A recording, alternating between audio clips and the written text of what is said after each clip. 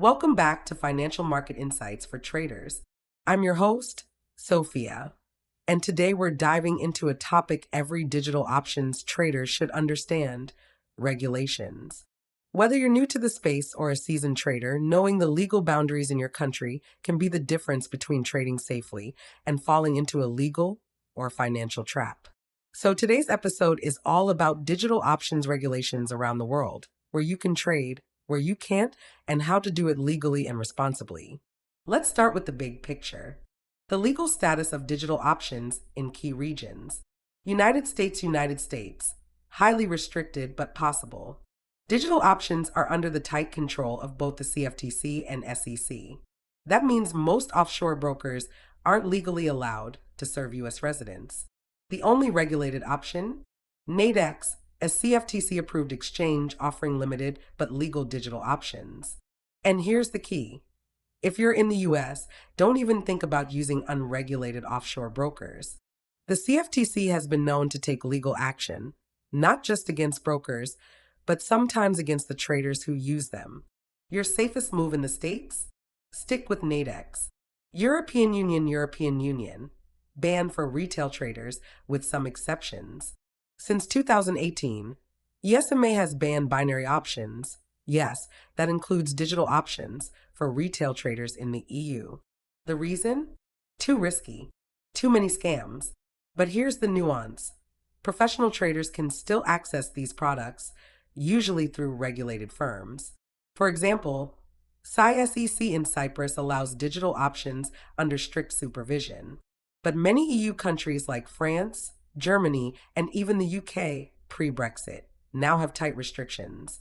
Some offshore brokers may try to slide past the rules by operating under gray jurisdictions. If you're in the EU, you should be cautious. Use regulated firms, or go through the professional certification path if you qualify. Asia, a mixed bag of regulations and restrictions.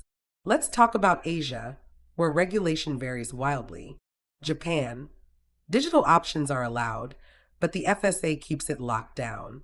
Only a few domestic firms like GMO Click Securities are permitted. India. SEBI doesn't license digital options brokers. Traders often rely on offshore platforms, technically unregulated, so proceed with caution. China. A firm no. Digital options are illegal due to capital controls and speculative trading bans. Singapore. Legal and licensed under MAS with strict oversight. Thailand, Indonesia, Malaysia, mostly restricted or unregulated, with ongoing warnings from local regulators. If you're in Asia, check with your local financial authority. If no local broker is licensed, vet offshore options carefully.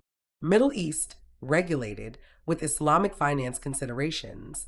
The Middle East adds a layer of complexity, Sharia compliance. UAE, regulated by DFSA, though unlicensed offshore brokers are common and illegal.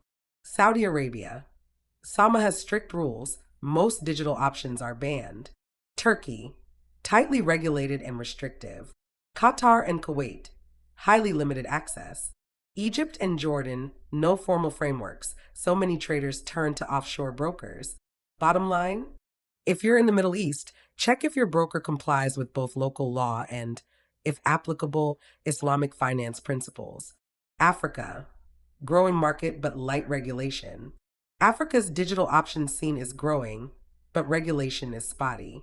South Africa, FSCA doesn't regulate digital options specifically, but oversees broader online trading. Nigeria, Ghana, Kenya, no formal regulation, but offshore brokers operate widely. Morocco, Algeria. Restrictions exist, and banking limitations make it hard for offshore brokers to operate freely.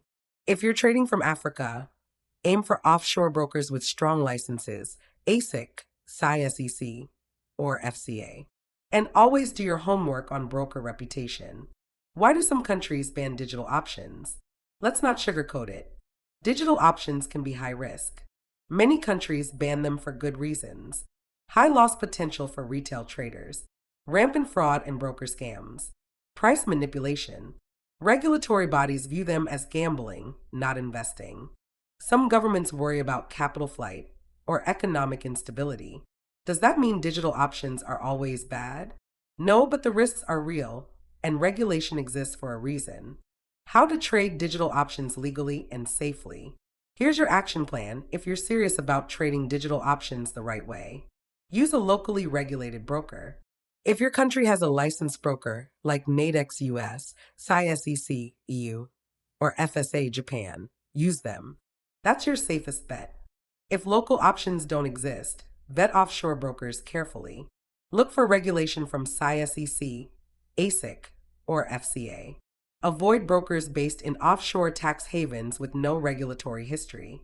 Check reviews and past legal issues. A quick Google search or a scan through Trustpilot or Forex Peace Army could save you from getting scammed. Use conservative strategies. Don't get greedy. Stick to smart risk management and limit trade size. Avoid over-leveraging. Know your local tax laws.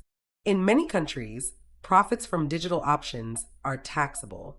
Failing to report can land you in hot water. Final thoughts: trade smart, trade legal. Digital options can be a powerful tool in your trading toolbox, but only if you stay within the legal lines. Regulations are there to protect traders from losing money unfairly or falling victim to scams.